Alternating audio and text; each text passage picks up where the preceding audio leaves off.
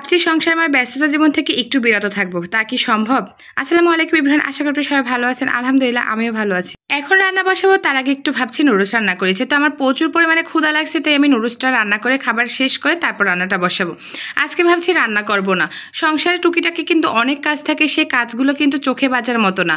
অনেক সময় অনেক কাজ থাকে, মানুষের চোখে বাজে না, তারপর কিন্তু সংসার সুন্দর সাজিয়ে গুছিয়ে রাখতে হলে কিন্তু সেই কাজগুলো করতেই হয়। মানুষ বলে যে এত কিসের কাজ, একটু রান্নাবান্না আর খাওয়া দাওয়া, এই তো। আর কি থাকে সারাদিনে? বাসায় বাসায় তো তেমন কোনো কাজই থাকে না, বাট কাজ করলে কিন্তু কাজের অভাব নেই। কাজ অনেক রকমের, অনেক ধরনের করা যায়, ইচ্ছা থাকলেই করা যায় কাজগুলো।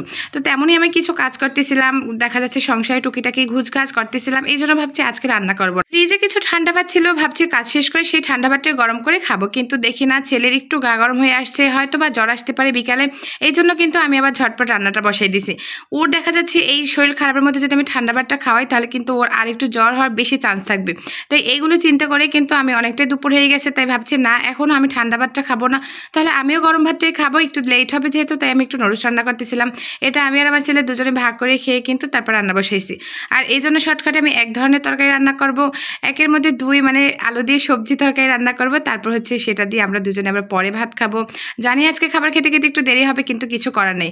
মাঝে মধ্যে ইচ্ছা না থাকলেও কিন্তু রান্নাঘরে আসতে হয়। মাঝে মধ্যে একেবারে ভাবি যে রান্নাই করব না, রান্নাঘরে যাবোই না, আজকে একটু নিজের জন্য যত্ন করব, নিজেকে একটু সময় দেব, নিজে একটু ফ্রি থাকবো, কিন্তু তা কখনোই হয় না। এটা যখনই চিন্তা করি তখনই সেদিনকে আমার উপর মনে হয় যে বেশি প্রেশার পড়ে।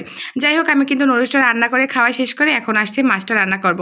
আমি নুডলস খাবার খেতে খেতে কিন্তু নুডলস রান্না করতে করতে মাছটা ভিজিয়ে রাখছিলাম, তারপর খাওয়া শেষ করে মাছটা ধুয়ে কিন্তু ঝটপট রান্নাটা বসাই দিছি। আর আমি দুইবারে মাছটা ভাজবো, যেহেতু পোমা মাছ একটু নরম থাকে, আর একসাথে যদি আমি দেই তাহলে কিন্তু মাছটা ভাঙার চান্সটা থাকবে, এই জন্য আমি দুইবারেই দেবো।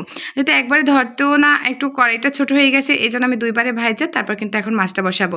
আর এর মধ্যে ভাবছিলাম যে শুধু মাছ বোনা দিয়ে কি আসলে দুপুরে ভাতটা খাওয়া যাবে, তাই একটু আলু কাইটা নিয়েছি মাছটা ভাজতে ভাজতে, এই জন্য ভাবছি যে আলু দিয়ে মাছটা রান্না করবো, তাহলে একটু সবজিও হবে আর মাছ রান্নাও হবে, দুইটা একসাথে হলে কিন্তু খাবারটা খেতে একটু ভালো লাগবে।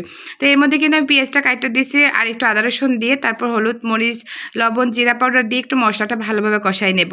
মশলাটা কষানো শেষ হলে কিন্তু আমি আলুটা দিয়ে দেবো। এইভাবে রান্না করবো। সংসার নামক মায়া থেকে চাইলেও দূরে থাকা যায় না। যখনই ভাবি একটু দূরে থাকবো, তখনই আরও বেশি মায়ায় জর্জরিত হয়ে যায়। প্রতিটা আপুদের সাথেই মনে হয় এমন, নিজের সংসার বলেই কথা, তাই না? নিজের সংসার থেকে দূরে থাকবো, তখনই মনে হয় যে না, আজকে যেহেতু রান্না করবো না, তাহলে এই কাজটু করি, ওই কাজটু করি, এটা গুছাই, ওটা পরিষ্কার করে রাখি, তাহলে একটু বেশি সুন্দর লাগবে দেখতে, এটা ভালো লাগবে, ওটা ভালো লাগবে, এ নিয়ে কিন্তু সারাদিন ব্যস্ততা থাকি। কোনোভাবেই কিন্তু সংসার নামক মায়া থেকে দূরে সরা সম্ভবই হয় না। যেমন আমি সকাল থেকে ভেবে রাখছি যে আমি রান্না করবো না আজকে, কিন্তু দিন শেষে কিন্তু সেই রান্নাঘরে আসতেই হলো, আর রান্নাটা কিন্তু করতেই হলো। কার জন্য? সন্তানের জন্য। এমন কোনো না কোনো অজুহাতে কিন্তু রান্নাঘরে আসতেই হবে, হয়তো বা সন্তানের জন্য, হয়তো বা স্বামীর জন্য, হয়তো বা পরিবারের কাছের মানুষদের জন্য। কোনো না কোনোভাবে কিন্তু রান্নাঘরে আসতে হবে। আসলে হচ্ছে এটা নিজের সংসার বলে অনেক মায়া থাকে, তো সেই মায়া থেকে আমরা চাইলেও সরতে পারি না। আমার কিন্তু কথা বলতে বলতে প্রায় রান্নাটা শেষ হয়ে আসছে। আজকে এই পর্যন্তই। সবাই ভালো থাকবেন আর আপুর জন্য দোয়া করবেন। আপুর জন্য নেক্সট ভিডিও নিয়ে আপনাদের সামনে আবারও আসতে পারি। আল্লাহ হাফেজ।